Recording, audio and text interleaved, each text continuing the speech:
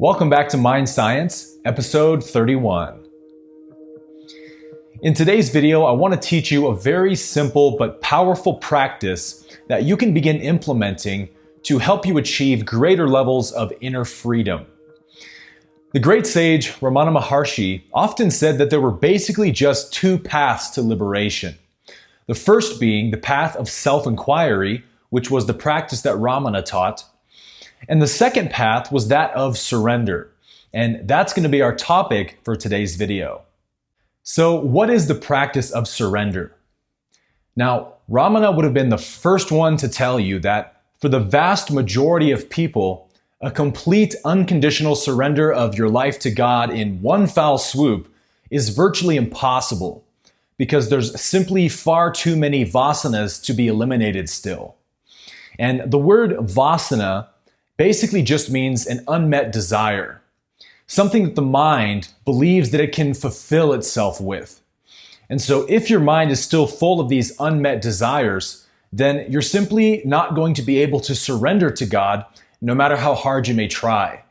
The way that the path of surrender eventually leads one to liberation is that the personal I gradually relinquishes its control over life and eventually dissolves into the universal I.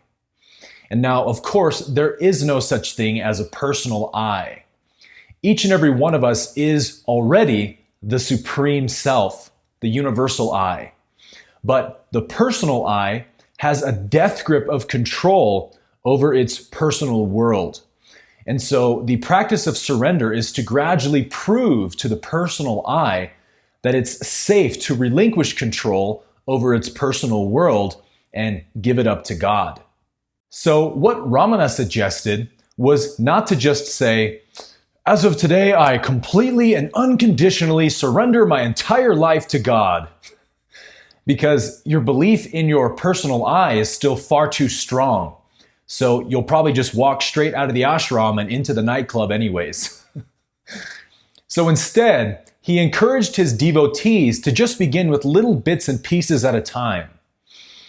In order to have faith that God truly is running your life and to prove it to yourself, just surrender one little aspect of your life that's currently bothering you or giving you trouble.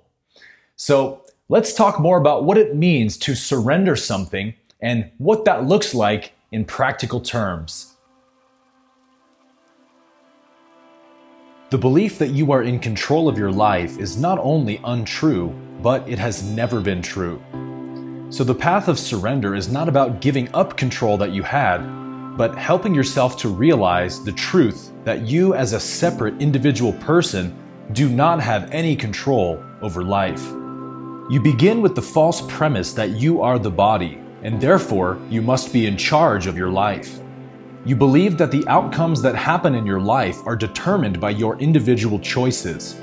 So it is this I am the body idea that leads to the I am in control idea.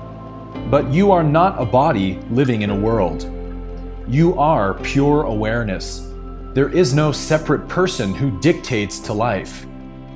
We believe our desires are our own, and so we believe that our actions are also our own. But in reality, our desires are given to us by destiny. Our desires choose us and move through us, not the other way around. Even our environment is deeply influencing and dictating every decision that we make. So there is no isolated individual entity that makes decisions uninfluenced by the rest of life. There is only life, the one reality, in whom everything lives, moves, and has its being. The real world is far beyond the mind's understanding, but the person looks at the real world through the filter of their personal desires, and therefore creates a personal world of their own imagination. It is this belief in a personal world that creates all of our worries, anxieties, and disappointments.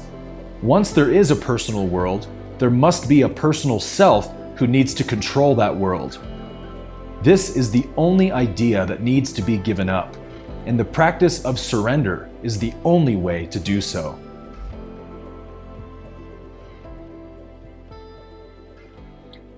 So to say that there is no separate self with a free will of its own sounds like horrible news to the ego. Because the belief in a personal I is so incredibly strong that the only way the mind can interpret this idea is, so you're telling me that I'm just a poor little separate self with no free will of my own? How cruel! I'm just a puppet being controlled by life? What a horrible idea! The universe is a cruel, evil place. But of course, that's not what this idea is saying. What it's saying is, there is no puppet at all. You are not a separate self with or without free will. There is no separate self. There is only the universal self. And I am that. So in this sense, you are free will appearing. You simply have to get beyond this habit of looking at your life through the filter of your desires and fears. And this fact will become very self-evident. I am not a separate person who lives life, but I am being lived. I am reality in motion, and the person is doomed to stay trapped in its own little personal world, or personal hell, full of troubles and suffering, and always on this endless quest to save its personal world through its own independent actions. The person will always be stuck rearranging deck chairs on the Titanic. The person needs everyone to shape up and treat me the way I want to be treated, and things need to go my way, and if they don't, then I'm going to control them into submission. And again, this is all just a figment of imagination. There is no world that needs to be saved by you. It is actually the other way around. The world needs to be saved from you. The world needs to be saved from all of your false projections of it and your need to constantly control and dominate it to bend to your will. There is no world apart from you. In fact, you are the world you experience every bit as much as the body through which you experience it. The world is living you right now. Life itself put you in this chair, led you to this video, and even the realizations that are occurring in your mind as you watch it are the product of destiny unfolding. One who tries to control their destiny is sort of like a man standing at the bank of a river trying to grasp it with his hands. The river is always flowing, so you'll never be able to get hold of it no matter how hard you try. The only thing that needs to be done is to simply jump in completely and let the river take hold of you. So if you're at this place in your spiritual journey where you're ready to give up the illusion of control and surrender your life to God, you can begin by doing one simple thing. Just find one area of your life that's currently causing you stress and simply say, I relinquish control of this over to you now, God. You take care of it. And from this point on, the practice is simple. As often as your mind urges you to stress or worry about this area of your life, just repeat the mantra, it's in the hands of God now. Just do your very best not to think about the outcome or stress about the possibilities. Just know that whatever destiny has in store for you is what's going to happen. And even if the outcome is desired or undesired, it will always lead to your highest good and bring you one step closer to liberation.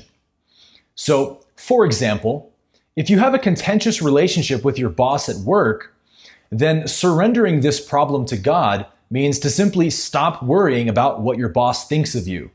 You don't need to keep stressing or having arguments or trying to prove your worth to your boss. Simply do the very best you can at your job and leave the rest up to life. Surrendering an area of your life to God does not mean that you stay home from work and sit on the couch and do nothing. You still live your life and you do whatever life is indicating that you need to do, but you simply don't worry about it. Worrying is the mind's way of tricking you into believing that you are the person who has control over life. So you may be wondering at this point, if there is no independent doer who makes independent decisions, then what exactly am I surrendering to God? And the answer is, you are surrendering illusions. You're giving up the stories of who you think you are and what you think will bring you lasting fulfillment.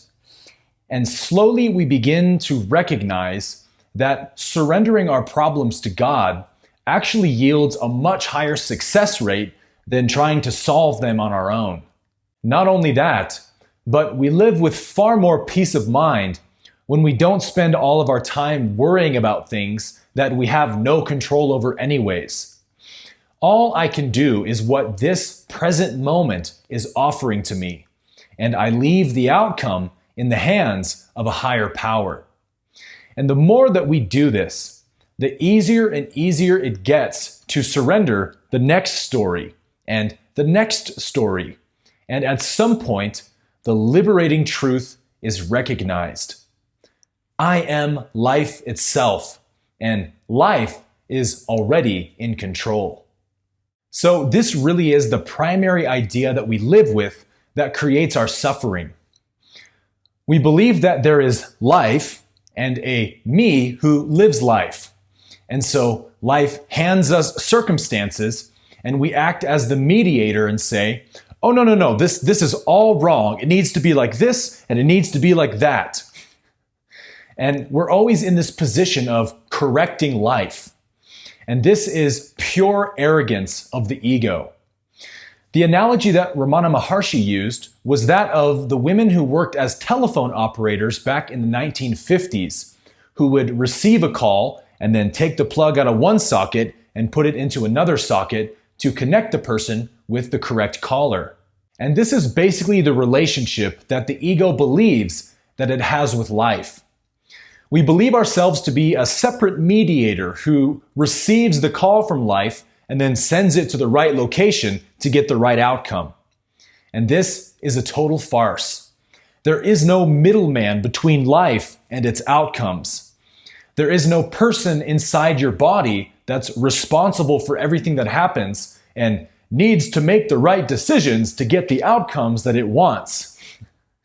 You have no relationship with life. You are life itself. But of course, your mind doesn't believe this, because your mind is what projects the separate world that you think you live in. So I'm not asking you to believe this, or even saying that you should believe it. If this whole idea sounds like nonsense to you, then simply forget about it. But if you're at the place where you're ready to receive this truth, then you will know, because you will resonate deeply with this message. You will feel a desire for this to be the truth for you. And if that's how you feel while you're watching this video, then you can begin the process of realizing this truth through the practice of surrender. The peace of mind that this truth carries with it is immense. You simply lose the ability to stress over your life circumstances. But whatever happens is just immediately surrendered to the hands of a higher power. Instead of reacting to life from the position of, oh no, I must control this circumstance into the outcome that I want, the response is simply, we'll see what destiny has in store. There's no more fearing future outcomes or regretting past ones, and you don't live from the position of assuming you know what tomorrow might bring. Instead, the present moment becomes your eternal home, the place where life is just happening and moving and ever unfolding. This is the practice and the power of surrender.